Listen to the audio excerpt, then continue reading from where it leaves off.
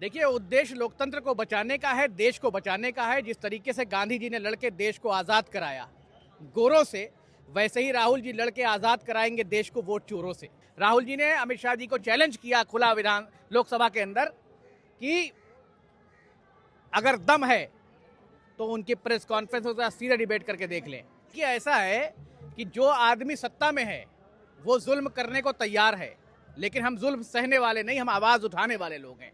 1857 में गदर फेल हो गई थी, इसका ये मतलब थोड़ी हुआ कि 1947 में आज़ादी नहीं मिली। कि वोट चोरी के बल पर ये जो ड्रामा चल रहा है चुनाव आयोग के साथ मिलके, ये बहुत दिन चलने वाला नहीं है। जनता जागरूक है और आज इसका एक खींचा जाता सबूत आप रामलीला मैदान से देख रहे हैं, जहां लाखों की तादाद में लोग कांग्रेस और राहुल जी के नेतृत्व में यहां पहुंचे हैं और ये साफ कर दिया है कि वोट चोरी का एजेंडा चलने वाला नहीं। और देश में हम हुकूमत बनाएंगे, राहुल जी को प्रधानमंत्री बनाएंगे, खड़गे जी के और राहुल जी के नेतृत्व में वोट चोरी का पर्दाफाश होगा। और लगातार हमने सबूत दिए हैं, ऐसा नहीं है कि और कोई भी सबूत वो नकार नहीं पाए। वोट चोर गद्दी छोड़, क्या उद्देश्य है? देखिए, उद्देश्य लोकतंत्र को बचाने का है, देश को बचाने का है। जिस तरीके से गांधी जी ने लड़के देश को आज़ाद कराया गोरों से, वैसे ही राहुल जी लड़के आज़ाद कराएंगे देश को वोट चोरों से।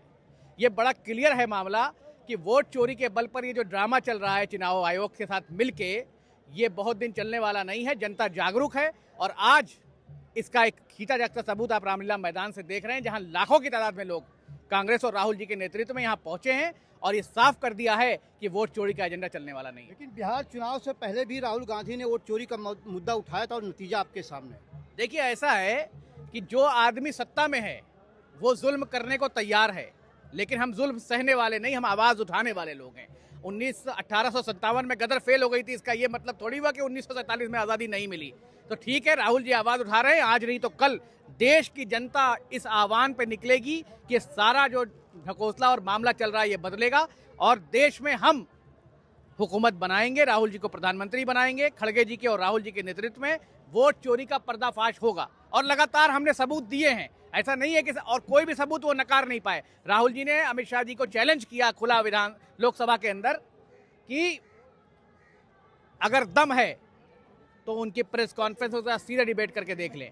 चुनाव दर चुनाव आप लोग हार रहे हैं, कांग्रेस मुक्त भारत होने वाला और आप लोग कह रहे हैं कि चैलेंज दे रहे हैं। देखिए, ऐसा है कि सपना तो कोई भी देख सकता है, कुछ भी। मोदी जी 11 साल से सत्ता में है और ये नारा लगा रहे हैं कांग्रेस मुक्त भारत हो जाएगा। कांग्रेस मुक्त भारत ना वो कर पाए, ना उनके आने अगले 100 साल जो बीजेपी के नेता आएंगे वो कर पाएंगे। ये लिख लीजिए आप। कांग्रेस इस देश में हुकूमत बनाने जा रही है 2029 में, अब की 240 पे लाए हैं, अगली बार 40 पे लाएंगे। ये तो 19 में भी बना रही थी, 24 में भी बना रही थी। अरे तो ठीक है, आपको मान लिया मैंने। अब इस बार आप देख लीजिएगा 2029 में 240 पे आ गए ना। अगर नीतीश कुमार और चंद्रबाबू नायडू नहीं आए होते तो मोदी जी प्रधानमंत्री भी नहीं होते, और मोदी जी जाने वाले हैं अब। लेकिन हर चुनाव के बाद आप लोग वोट चोरी का मुद्दा उठाते हैं, उसके बाद फिर दूसरा चुनाव होता है और आप लोग हार जाते हैं। देखिए, जब देश की आज़ादी का मुद्दा उठाया गया था तो देश धीमे धीमे लामबंद हुआ था। हम लड़ रहे हैं, हमने मुद्दा नहीं छोड़ा है और हम जमीन पर हैं। जो लोग कहते हैं कांग्रेस जमीन पर नहीं दिखती, आप पैन करके कैमरा दिखा दीजिए कि पूरी कांग्रेस आज दिल्ली में हर क्षेत्र में जमीन पर है और पूरे देश से अटक से लेके कटक तक, कन्याकुमारी से लेके कश्मीर तक के कांग्रेसी दिल्ली में साबित करने के लिए आए हैं कि हम तुम्हारी तानाशाही से डरने वाले नहीं है। और कंगना रनौत कह रही हैं कि मोदी जी ईवीएम नहीं, लोगों के दिलों को हैक कर रहे हैं। अब देखिए, किसका दिल किसने हैक कर लिया ये पर्सनल मामला है, इस पर मुझे कुछ नहीं बोलना। लेकिन चुनाव आयोग भी कह रहा है राहुल गांधी सिर्फ भ्रम फैला रहे हैं, अफवाह फैला रहे हैं, झूठ बोल रहे हैं। भाई देखिए, एक बात बताइए आप कि जितने आपके मशीनरियां हैं इस देश में, उनको अगर वो उनके खिलाफ ना बोल रही, मैं एक एग्जांपल देता हूँ। आरके सिंह इनके मंत्री थे, एक दिन उन्होंने बिहार में प्रेस कॉन्फ्रेंस कर दी कि बिजली में चोरी हुई थी मोदी राज में। क्या हुआ? उनके खिलाफ ईडी के समन आ गए, उनके खिलाफ कार्रवाई शुरू हो गई। तो लोग डरते हैं, लेकिन कांग्रेसी नहीं डरता, ना हमारा नेता डरता है, ना हम डरने वाले हैं। और आज नहीं तो कल आप देखेंगे। आज आप दिल्ली में खड़े हैं ना, दिल्ली में कितना AQI है, कितना AQI है? 700 से ज़्यादा AQI है। बच्चों को सांस लेने में तकलीफ है, बूढ़ों को सांस लेने में तकलीफ है। साफ पानी है दिल्ली में, साफ हवा है। ये सिर्फ दिल्ली की बात नहीं, पूरे देश की बात है। इसलिए इस देश को अब ये धीमे धीमे समझ में आने लगा है कि मोदी के जाने से ही देश में खुशहाली आएगी। क्या लगता है कि आज की रैली के बाद देश की जनता को बताने में आप लोग कामयाब रहेंगे कि वोटों की चोरी हो रही है? हम एक नहीं 100 रैलियां करेंगे और जनता को तब तक जगाते रहेंगे जब तक जनता जाग न जाए और उखाड़ के इस सरकार को फेंक न दे। आप लोग क्या चाहते हैं कि जनता सड़कों पर आए? हम ये नहीं चाहते हैं कि जनता सड़कों पे आए ना आए। जनता को ये बात समझ में आ जाए कि ये जो हो रहा है ये चोरी है, और जिस दिन जनता जागृत हो गई उस दिन देश जागृत हो लेकिन जाएगा। अगर कांग्रेस ने 50 साल देश पर राज किया, अगर भाजपा कर रही है तो क्या दिक्कत, आप क्यों कर रहे हो वोट चोरी हो हाँ, रही है? मैं बता रहा हूँ, कांग्रेस ने 50 साल राज किया देश पर, लेकिन कांग्रेस के खाते में जो है 130 करोड़ रुपए हैं, और बीजेपी ने 11 साल राज किया, 10,133 करोड़ रुपए हैं।